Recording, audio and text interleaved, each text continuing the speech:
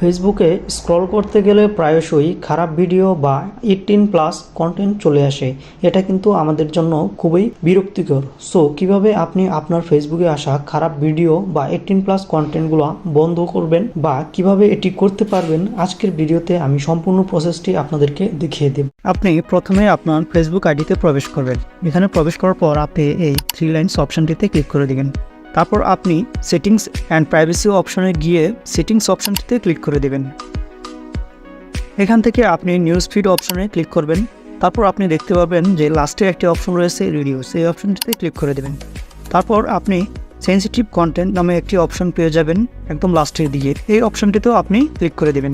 Click করার পর আপনি দেখতে পারবেন যে রিডিউস ডিফল্ট নামে যেই একটি অপশন রয়েছে, এই অপশনটি আপনাদের সিলেক্ট করা থাকবে। আপনি নিচে থাকা রিডিউস মোর অপশনটিতে ক্লিক করে দিবেন। রিডিউস মোর অপশনটিতে ক্লিক করার পর আপনার সামনে এরকম কিছু বিষয় তুলে ধরা হবে, যেমন সেক্সুয়াল সেন্সিটিভ কন্টেন্ট, কনভারনমেন্ট graphics content, people who repeatedly, এই বিষয়গুলো আপনার সামনে তুলে ধরা হবে। যারা কিনা কমিউনিটি গাইডলাইন ভঙ্গ করেছে, এই ধরনের ভিডিওগুলো আপনার সামনে শো করবে না, তখন আপনি ওকে বাটনটিতে ক্লিক করে দেবেন। কথা হচ্ছে যে আপনার এখানে 18+ ভিডিওগুলো খুব কম আসবে এই সেটিংসটি করার পর।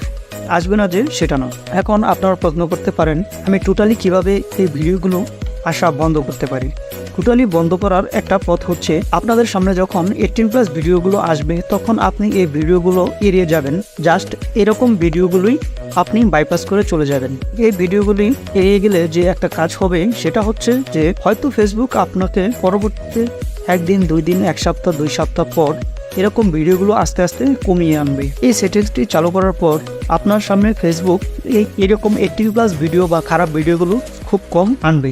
একটা সময় দেখা যাবে যে ফেসবুক আপনার সামনে এরকম ভিডিওগুলো আর আনবে না। সো এই ভিডিওগুলো আপনাকে প্লে করা থেকে বা এই ভিডিওগুলো দেখা থেকে আপনাকে বিরত থাকতে হবে।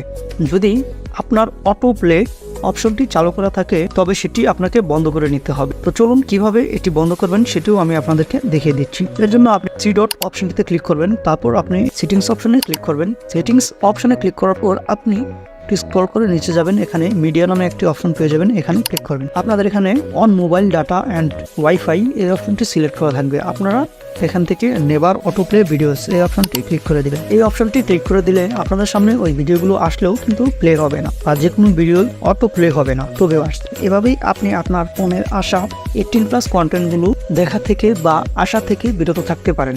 তো ভিডিওটি কেমন লেগেছে অবশ্যই কমেন্টের মাধ্যমে জানাবেন।